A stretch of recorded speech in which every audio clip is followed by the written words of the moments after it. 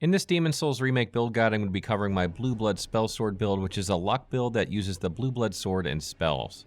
It isn't an easy weapon to put together, so this build is not necessarily recommended for those just beginning Demon's Souls, but is intended for those somewhat new to the game that have a grasp of the game's mechanics. The Blueblood Spellsword build uses the Blueblood Sword and a mix of spells. This build has a stat spread that is all over the place due to the requirements of the weapon, the fact that it scales off of luck, and the fact that you will also need endurance for stamina and equip load, vitality for HP, and intelligence for mana and spell slots. In short, this weapon is difficult to use if this is your first game cycle, and will perform better in NG+ and beyond. That being said, I'll show you the quickest way to get this weapon in this guide and what you should focus on first so you can still get the most use of it even in your first game cycle. The Blueblood Sword performs extremely well even if you just meet the bare minimum requirements, so it's possible to play at low levels with it if you plan accordingly. The starting class I chose for this build was Royalty for a couple of reasons. First, it begins with items that make the early goings of the game somewhat easier, like the Fragrant Ring, and allows you to cast spells right off the bat. Magic is very useful in the Stonefang Tunnel Archstone and beyond, so having access to this speeds up this area. And second, it begins the game at Soul Level 1, allowing you to tailor your character much more easily since level ups cost less at lower levels. This gives you complete control of how you manage your stat points, which is ideal. You should be able to meet the requirements of the Blueblood Sword by the time you get it easily with this class. At the beginning of the game, the first thing you should do is swap your catalyst to your offhand, freeing up your main hand for your melee weapon. This will allow you to attack with R1 or cast a spell with L1 without having to swap weapons. This is important because later on in the game you will buff your Blueblood Sword and you must have both a catalyst and sword out at the same time. Melee weapons operate more effectively in your main hand, so it's better to learn to cast with your offhand from the get-go before you've built your habit otherwise. Use Soul Arrow for the first couple stages of the game to pick off enemies at a distance before defeating enemies in melee combat one-on-one. Only engage in more challenging enemies in melee if you're confident about your ability, and never try to fight 2 or more enemies at the same time. If you're short on mana, just wait for a bit to replenish before continuing if you need to. Do not rush into these scenarios because you are impatient. Be sure to pick up Flame Toss from Frake's Apprentice in the Nexus when you have some extra souls, as fire damage is more effective against some enemies, particularly in the Valley of Defilement area, and you can swap between it and Soul Arrow as needed once you have 14 intelligence. This build is one of the most stat-hungry builds, if not the most, of any build you can play. You literally need every stat in the game to be at least 18 ideally, and some stats you want much higher than that. Let's break down exactly what to do here because it can be overwhelming. The first thing I suggest you do before you start working on the stats needed to meet the Blueblood Sword requirements is place 2 points into intelligence in order to acquire a second spell slot. This is very handy early on and you can use for Flame Toss or Enchant Weapon along with Soul Arrow. You will also need 14 intelligence in order to use Light Weapon later on in the game, so this is not wasted. The next thing to do is place 2 points into Strength in order to use a Heater Shield since it has 100% physical reduction to damage. This will allow you to block more effectively, and this is something you should get in the habit of doing since you will block often with this build. After that, you should push your magic stat up to 18 in order to increase your spell damage and the damage with the Crescent Falchion that you'll be using until you acquire the Blueblood Sword. Once that is done, it really doesn't matter what order you do these in, but you'll want to push Strength, Dexterity, and Faith up to 18 each in order to meet the minimum requirements for the Blueblood Sword. Strength is likely the best option first because it will let you use better shields like the Steel Shield if you wish. But it's not super important what order you do this in, since none of these stats are going to boost your damage until you gain the sword. After Strength, Dexterity, Faith, and Magic are all at 18, then you can really go a few different ways with your stats. You'll need Vitality for HP, Endurance for Stamina and Equip Load, and Luck for increased damage with the Blueblood Sword, but what order you place these here is really up to you. 8 Vitality is what you'll have at this point, and you'll be wearing very light armor, so you'll be extremely squishy, so I advise you spend some points here first to help keep you alive. How much you want to invest is up to you, but 15 to 20 Vitality is probably the minimum you'll want for your first game cycle.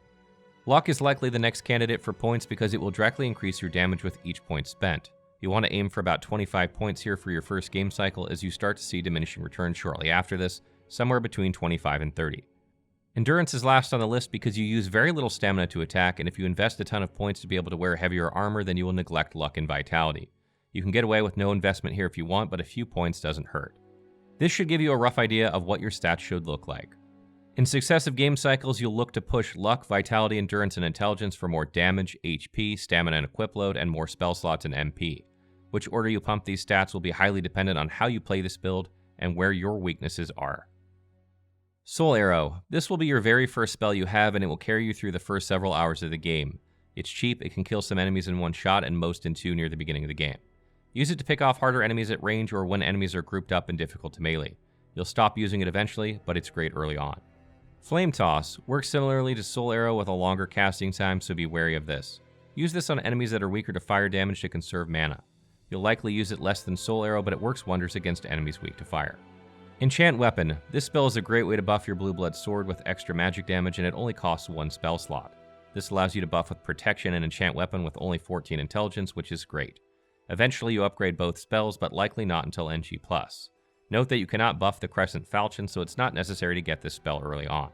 Protection. This spell reduces the physical damage you take by 30%, which can save your butt, especially because you're going to be really squishy. It lasts 40 seconds, so use it before facing a tough enemy or boss, and refresh it during boss fights if you need to. Warding. An upgraded version of Protection, it reduces the physical damage you take by 70%. This makes you nearly impossible to one-shot, which gives you a fighting chance in any battle.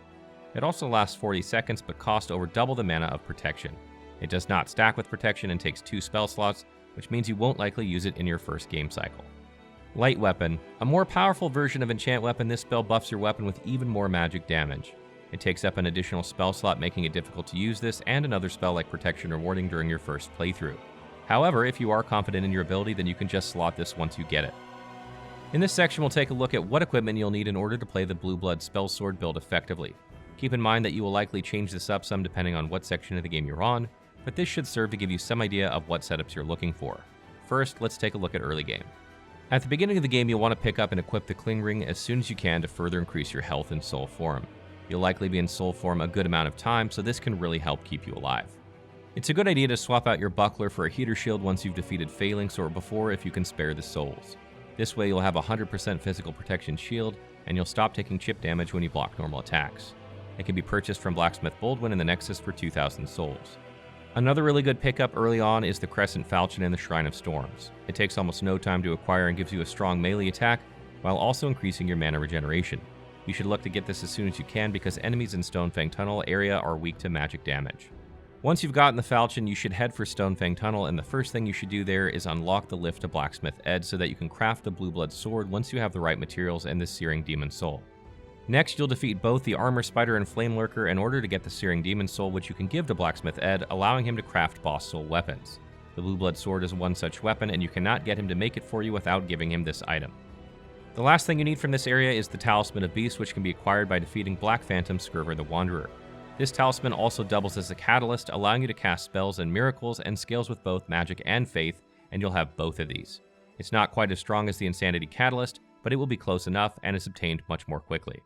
In order for Skurver to spawn, you'll need to turn the Archstone to pure Black World tendency. The easiest way for this to happen is by dying in body form repeatedly, so each time you beat a boss here, make sure you die as well. You'll have to die a few more times, but this is not hard to do. The next place you'll head is the Valley of Defilement. Once you've passed Leechmonger, you'll make for the Swamp of Sorrow, and you can find the Regenerator's Ring very near the beginning of this area. This will help offset some of the poison damage you'll take while traversing the swamp, and comes in handy in general use as well. In the swamp, you'll find several islands with many items laying on them to the left-hand side of the jellyfish enemies. Here you'll find the Broken Sword, which you'll need to make the Blueblood Sword, so do not forget to pick it up. You'll need to defeat Garl Vinland and Maiden Astria in order to obtain the Pureblood Demon's Soul. Take this soul and the Broken Sword to Blacksmith Ed in order to forge the Blueblood Sword. Note that you cannot upgrade this weapon, and using a Meltstone on it will just revert it to a Broken Sword. You'll also receive the Dark Silver Shield from Garl Vinland if you loot his body, and this is an excellent shield for this build, so I highly recommend using it. It has 100% physical and magic reduction, making it one of the best shields in the game. Final tips. Once you have the Regenerator's Ring, learn to alternate between this and the Fragrant Ring to recover HP or MP. I like to begin levels with the Regenerator's Ring equipped, and then swap to the Fragrant Ring when my MP is low. Your other ring should be the Cling Ring, but if you're in body form, then you should have both of these rings equipped at the same time for maximum efficiency. You can cast miracles with this build because the Talisman of Beasts allows you to cast both spells and miracles. If you want, you can slot spells like heal or regeneration instead of offensive spells, but just remember your spell slots will be limited in your first playthrough. Once you have higher intelligence, then you'll likely be able to fit these in more easily. Remember that the Blueblood Sword can be buffed with Pine Resin, Black Pine Resin, and Sticky White Slime to further boost your damage per swing if you'd rather save your spell slots for something like Protection or Heal. Use these items during boss fights or on tough enemies to dispatch them more quickly. You will only deal a bit more damage with two-handing the Blueblood Sword compared with one-handed, and it will only increase your physical damage by doing so. For this reason, it is recommended that you one-hand the weapon as much as possible, since it consumes less stamina per attack and attacks a bit faster. Lastly, you can play a low-level version of this build if you like to co-op or PvP by ceasing to level up once you've met the requirements for the Blueblood Sword. This will put you at level 29, but you can even buff your vitality and luck a tiny bit and still stay in range for most bosses. Your damage will still be quite high, as you only gain about 2.5 damage per point of luck. Stay tuned for more Demon Souls build guides as we explore just what kind of builds you can make, and be sure to check out the Demon Souls wiki if you have specific questions about the game. As always, you can watch our Demon Souls review and Getting Started guide to get going with Demon Souls Remake.